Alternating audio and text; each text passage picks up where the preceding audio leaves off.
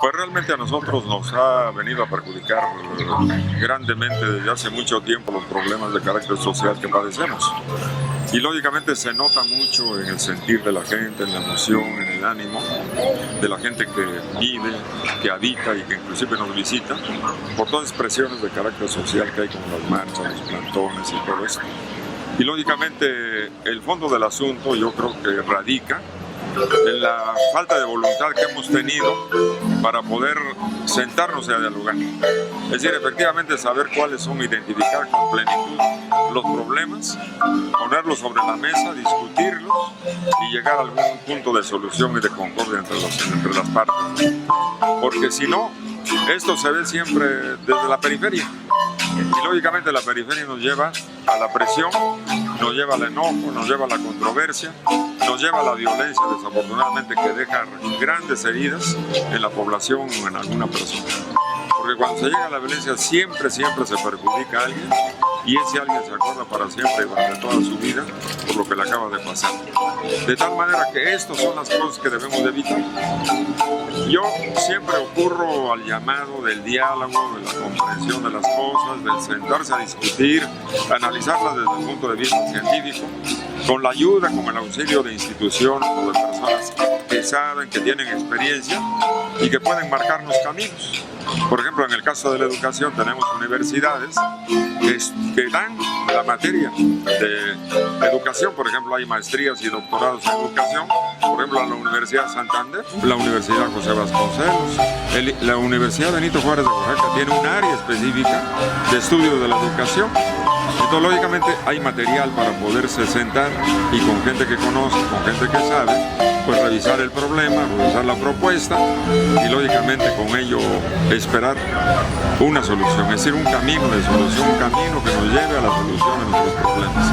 Entonces hay que hacerlo, porque tenemos necesariamente que siempre actuar para beneficio no de uno, sino beneficio de todos. ¿Usted como maestro, como docente, apoya esta decisión de los maestros de la sección 22 de manifestarse de esa manera o rechaza? Yo no he apoyado nunca las acciones que no tienen un sustento racional. Yo siempre parto del hecho, bueno, tú estás descontento de algo, exponlo, dilo con toda claridad, ante quien sea, ante el presidente municipal, ante el gobernador, ante el presidente de la República, pero di exactamente lo que quieres y lo que no te gusta, para que haya una respuesta en ese mismo sentido.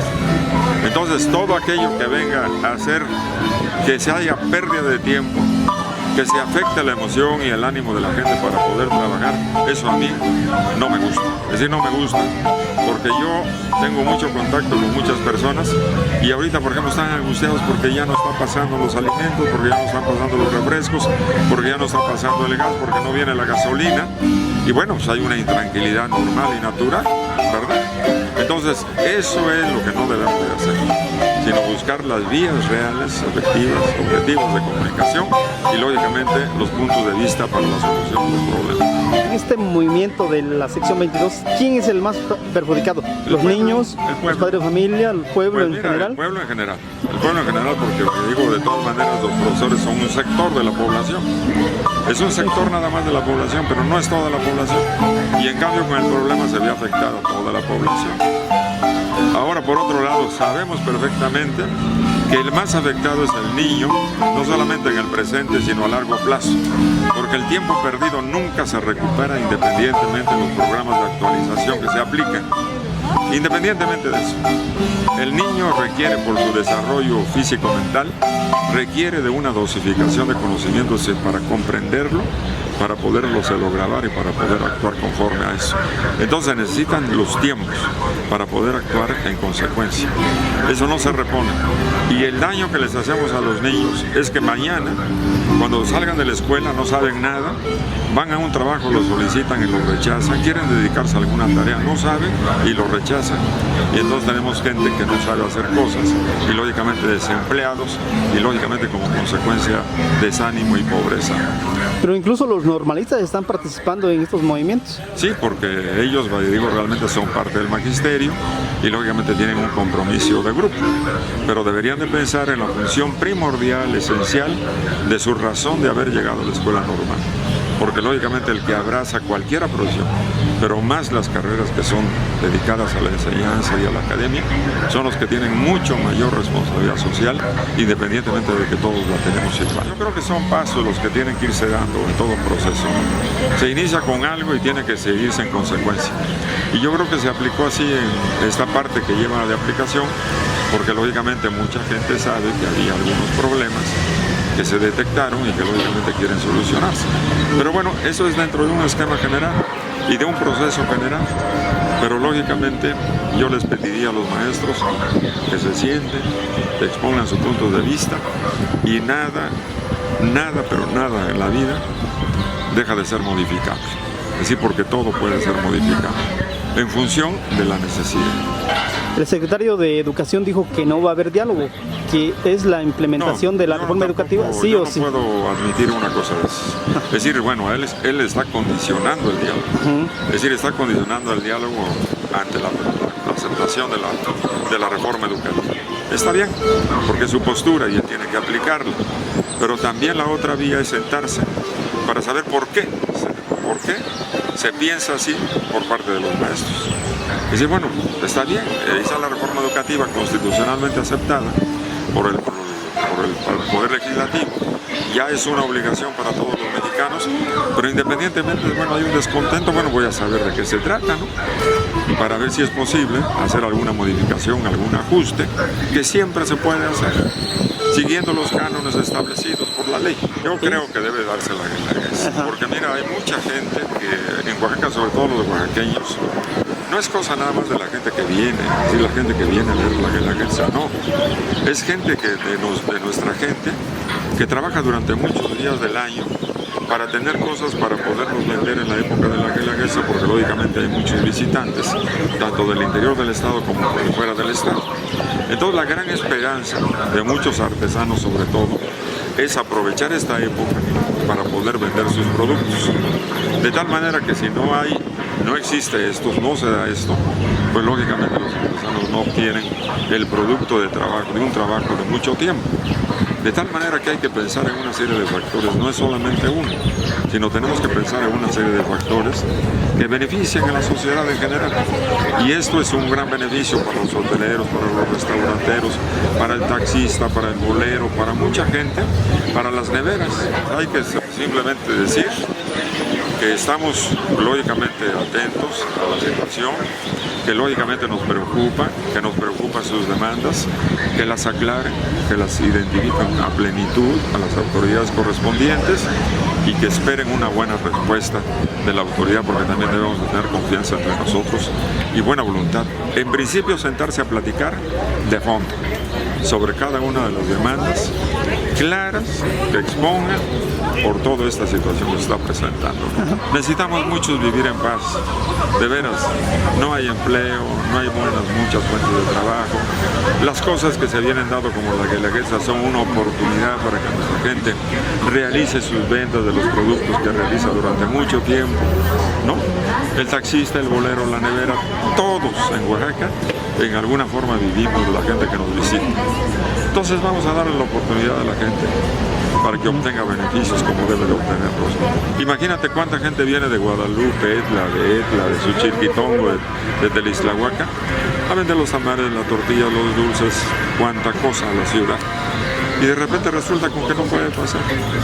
Se le echa a perder todo lo poco que pudo haber realizado, en donde ya gastó dinero y no puede recuperar. Entonces es injusto, ¿no? Es injusto, porque así viene la de Ocotlán y viene la de Miahuatlán y viene la de Tlacolula y de Tultitlán del Valle. Entonces, pensemos en la mayoría, pensemos en los más. O consigamos lo que queramos conseguir, es decir, busquemos la manera de conseguir, pero no perjudiquemos a tanta gente que tiene tanta necesidad, ¿no? Yo creo que no debe de llegarse a extremos, porque se hacen profundas las heridas. Es decir, ya hay un dolor latente, ya hay una situación difícil, ya hay un problema. Pero si tú tomas acciones que profundizan ese problema, no vas a llegar a conclusión. Entonces olvidémonos de orgullos, olvidemos de vanidades, olvidemos de cosas y entremos al camino de la concordia a través del diálogo. Eso es importante. También nos vamos a olvidar de los muertos. No, yo creo que es algo que no nos podemos olvidar, pero también tenemos la culpa de haber llegado a eso. Porque si nosotros no hubiéramos salido a la carretera, a los caminos, a las cosas, y hubiéramos agredido en la forma que agredimos, tiene que haber una respuesta también de parte de la autoridad. Y entonces la parte esa, ahí está la parte difícil y complicada, a lo que no debemos de llegar. Porque eso es a lo que no debemos de llegar. Nunca, no llegar a eso. Porque la experiencia la tenemos de todos los movimientos anteriores, tantos que ha habido en Oaxaca. Lo sabemos a la perfección. Y así ha sucedido en muchas ocasiones. Y sabemos también las consecuencias. Lo que yo sí creo es que cualquier gobernante que sea, independientemente de que sea Gabino Cueva o no, tiene que actuar en consecuencia. Es decir, en términos, primero, de entrar oportunamente al diálogo. Eso es fundamental. Y quién sabe qué consecuencias, porque uno no sabe. Es decir, cuántas fuerzas se muevan en esto, o qué cosas las muevan. Es decir, no lo sabes.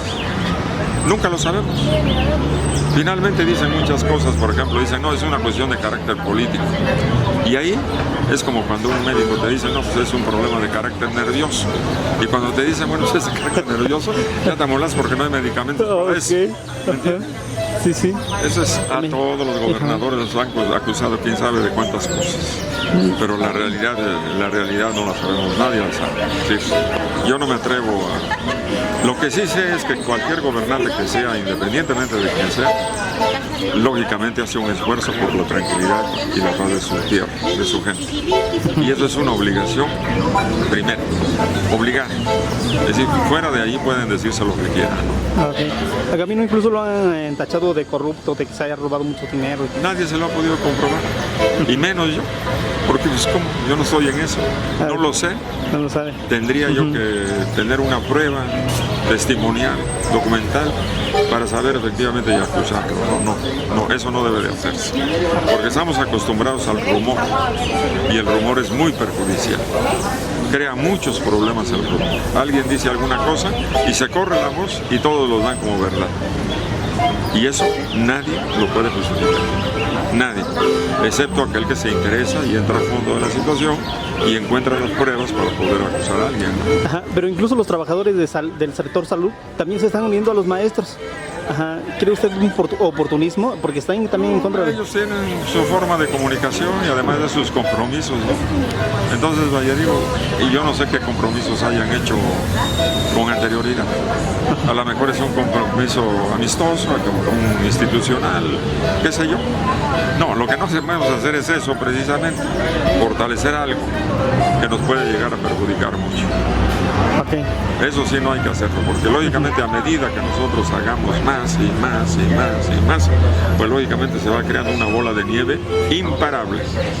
Y eso es lo que debemos de evitar. Sí, simplemente, vaya, tienen un punto en desacuerdo o puntos en desacuerdo, provoquen el diálogo y expongan con toda claridad y con toda sencillez y con justificantes por qué piden lo que piden.